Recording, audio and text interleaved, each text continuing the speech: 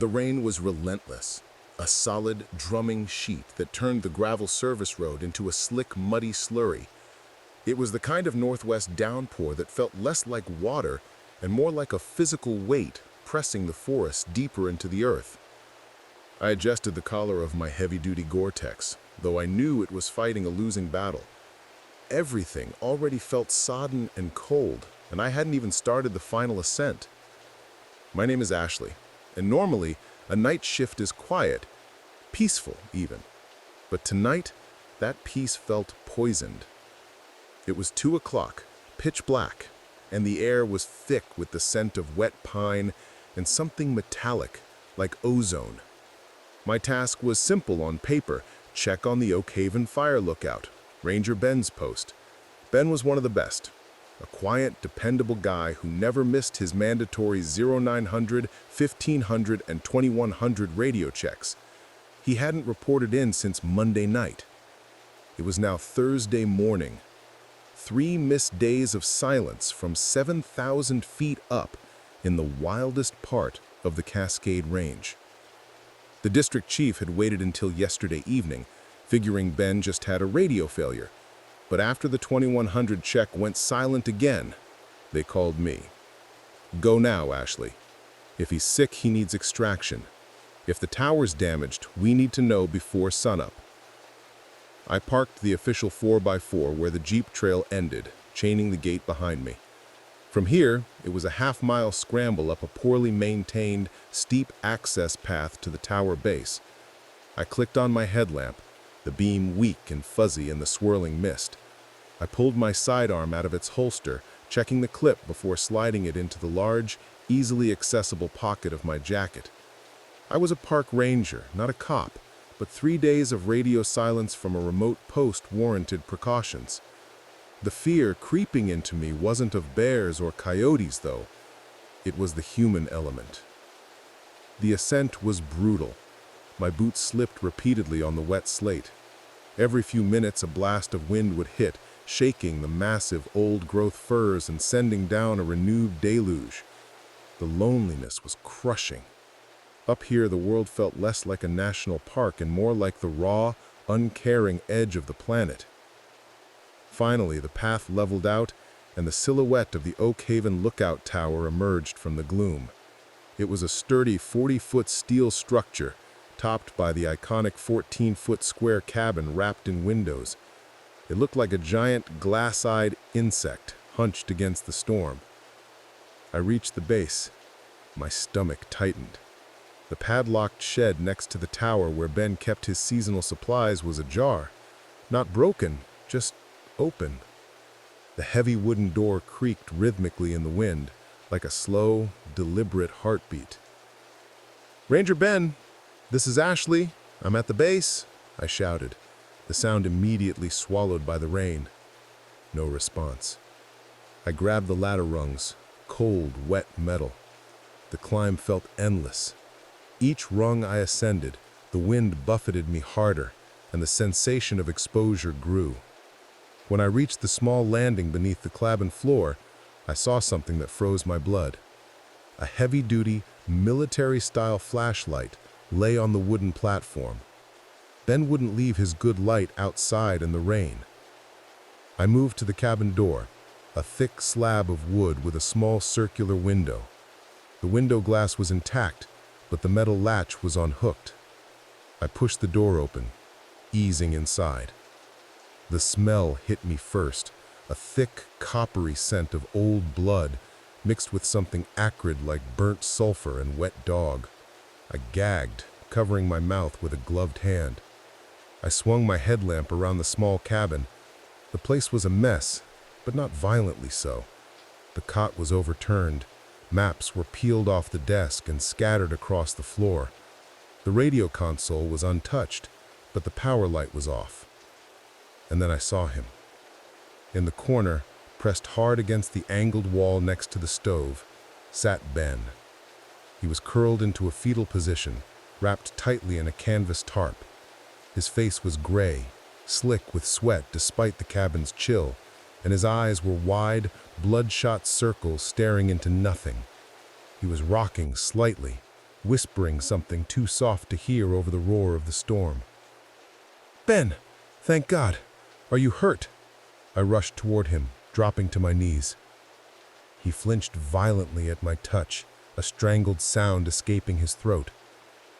"It's okay, Ben. It's Ashley. You're safe. We need to get down." It took a minute, but he slowly registered my presence. He focused on my face, and the terror in his eyes finally gave way to a glimmer of recognition. "Ashley, the key. The key is in my pocket," he rasped, his voice raw. He pointed a trembling finger at the radio console.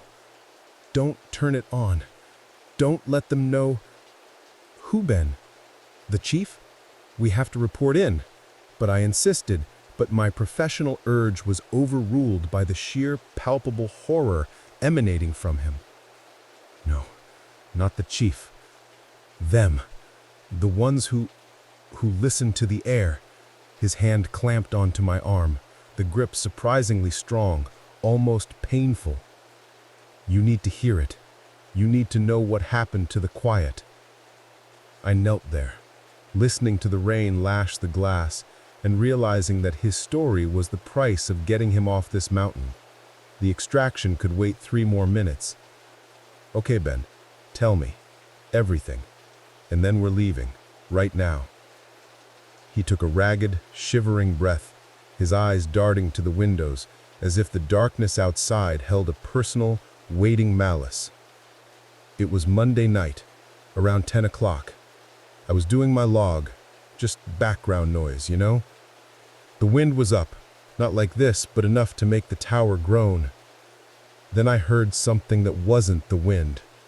It was coming from below, scrabbling, like something with long, dull claws trying to find purchase on the steel support legs. I figured it was a black bear. They come up sometimes. I grabbed my spotlight, leaned out the window. Foolish, I know, but I wanted to scare it off quick. He shivered, pulling the tarp tighter around his bony shoulders. "It wasn't a bear, Ashley. It wasn't anything with fur or scales or feathers. It was structure, but wrong. Like someone took a human skeleton and stretched the bones out of shape, making the limbs twice as long, twice as thin. And it was all shiny wet like oiled granite."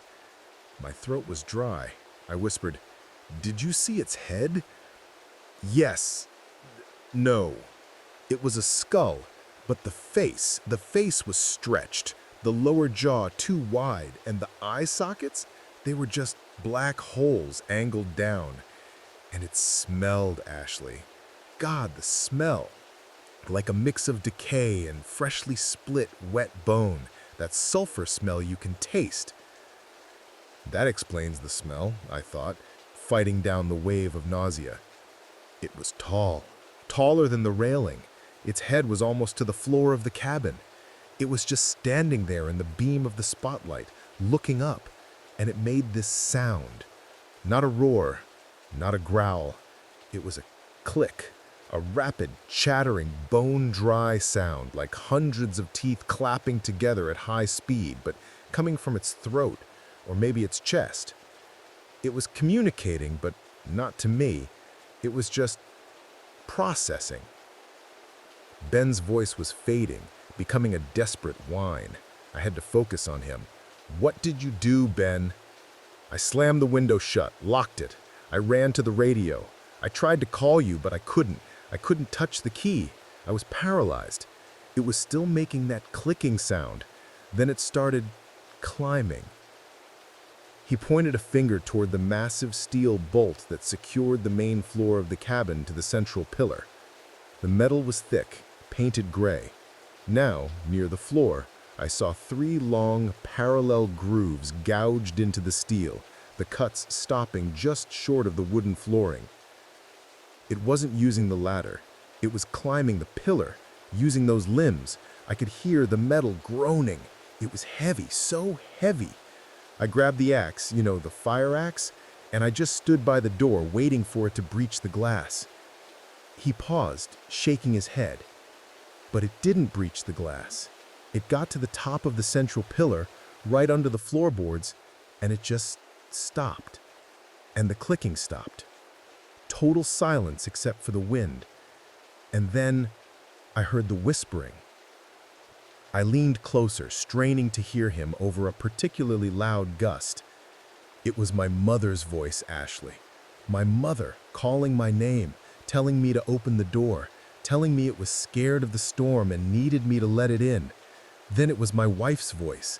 Ben, I'm cold. I'm up here. Let me in. I knew they were dead. I knew it wasn't them, but it was so real. It sounded like it was coming from everywhere, from inside the wood, from the air vents, from the corners of the room. This was worse than I expected.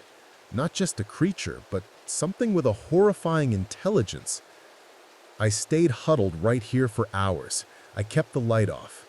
The whispering stopped at dawn. When the sun came up, I risked a look. It was gone. The claw marks were there, though, and the smell. Why didn't you leave then? I thought it was safe. I thought it was gone. I packed my bag, but when I went to unlatch the door, I saw a shadow. Just a shadow standing in the trees, watching the tower. It wasn't moving, wasn't clicking, just waiting. I spent Tuesday here, Wednesday. I had food, I had water. But the second I make a move to leave, that shadow tightens. It knows I'm here. It's playing a game. I looked out the window, trying to pierce the black sheet of rain. Ben, we can't stay. We'll use the radio, call for a chopper, and get you out. No, he hissed, his eyes wide again. The radio. That's how it knows where I am. I used the radio when it first started climbing. Just a few words of static, and the climbing stopped. It's listening to the frequency. It knows the sound of the equipment. That's why I shut it down. We have to go now, in the storm. The wind is too loud. It covers the sound of the generator in the lock. He was clearly in deep psychological distress, but his fear was so specific, so perfectly rational in the context of what he'd experienced, that I had to believe him. The gouges in the metal were proof enough that something unnatural had been here. Okay, no radio. We go now, quietly. I stood up, retrieving the small backpack I'd brought. You walk first, Ben. I'll cover the rear. Stay right behind me. Hold on to the rope railing on the stairs. No lights until we get to the bottom. He nodded, tears tracing clean paths through the grime on his cheeks. I helped him to his feet. He was frail, malnourished, a husk of the man I knew. As Ben slowly, agonizingly reached for the door latch, the wind abruptly died. The drumming rain did not stop, but the gusting wind that had shaken the tower for hours simply vanished, leaving a sudden, terrifying pocket of stillness. The only sound was the constant, deafening downpour. And then, coming from the base of the tower, rising clearly above the sound of the rain, was the sound of metal scraping metal. Slowly, deliberately. Clang. Scrape. It was climbing the support structure again. This time, it wasn't frantic. It was certain. It knew we were moving. Ben let out a small, defeated whimper. Now, Ben! I shoved the door open. Go! Move! He scrambled onto the small platform landing and started down the ladder, his movements clumsy but driven by raw instinct. I paused for one crucial, agonizing second. I looked out the nearest window. The rain was washing the glass, making it impossible to see details, but I saw the shape. A massive, elongated shadow was emerging from the wet darkness, already halfway up the steel lattice. It was impossibly thin, yet its bulk made the whole tower shift, the steel groaning under the weight. The clicking sound started, faint at first, then rapidly growing louder, echoing up the hollow support structure. I pulled the door shut and hooked the latch, a pointless gesture, but one that bought me a split second. I raced to the ladder opening, stepping onto the rungs. The ladder was slick. The rain was blinding. I descended as fast as I dared, my eyes fixed on the gray shape of Ben below me. I was counting the rungs, hearing the rhythmic click, click, click of the creature ascending beneath the floor of the cabin, getting faster and louder, like a broken metronome speeding out of control. When I was about 15 feet from the ground, Ben screamed. It was a short, sharp sound, quickly cut off. I looked down just as he hit the muddy ground. He hadn't fallen far, but he was sprawled, tangled in the tarp. "Ben," I whispered. I had to get to him. Suddenly, the clicking stopped. Silence. Then, from the dark forest line, about 50 yards from the tower base, a voice, soft, sweet, and clear, floated on the rain-heavy air. "Ranger Ashley, I see you." It was a woman's voice, calm, almost melodic, and it used my name. My mind short-circuited. It shouldn't know my name. It couldn't. I scrambled the last 10 feet, hitting the ground and pulling Ben up. He was dazed, favoring his ankle. "Run, Ben, now! Don't look back." I shoved him toward the direction of the jeep trail. I ripped the small flashlight from my pocket, casting a weak, panicked beam toward the sound of the voice. Nothing, just the black wall of the trees and the drumming rain. Clang! The sound came from behind us. I whipped around. The tower was shaking violently. Whatever it was up there was moving with sudden, devastating speed. The wooden shed door I had noticed earlier was ripped from its hinges and flung into the mud near the base. I didn't wait to see if it was coming down. I grabbed Ben's arm and half-dragged, half-carried him into the darkness of the jeep path. The next 10 minutes were a blur of adrenaline, pain, and mud. We slid more than we ran. Ben was weeping again, a silent, internal sound of complete breakdown. I kept my headlamp off, relying on the memory of the trail and the occasional flash of lightning to guide us. Behind us, I could hear it. Not the clicking. Now it was the sound of heavy, elongated limbs snapping through underbrush and saplings. Whatever it was, it had come down from the tower and was following us, moving through the dense terrain with impossible grace and speed. It never got too close, never broke the tree line. It stayed just out of sight, a menacing echo in the tempest. When we finally burst through the last line of trees and saw the white hood of the official truck, I nearly collapsed. Keys! I fumbled wildly in my jacket pocket, my hands shaking so badly I dropped them into the mud. Ben was whimpering. "It's here, Ashley! It's right there!" I didn't look up. I found the keys, jammed one into the driver's side, threw Ben into the passenger seat, and dove in after him, slamming the door. I cranked the engine. It sputtered, then caught.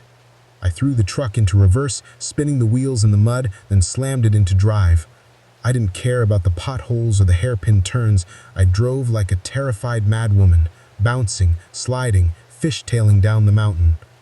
Only when we were 10 miles down, the forest thinning into logging roads, did I finally slow the truck, my chest heaving. I pulled over by a narrow creek, cutting the engine. The sound of the rain was suddenly normal again. Just rain. Ben was unconscious. I checked his pulse, weak but steady. I pulled out the satellite phone and, reluctantly, finally made the call. As I waited for the line to connect, I looked in the rearview mirror.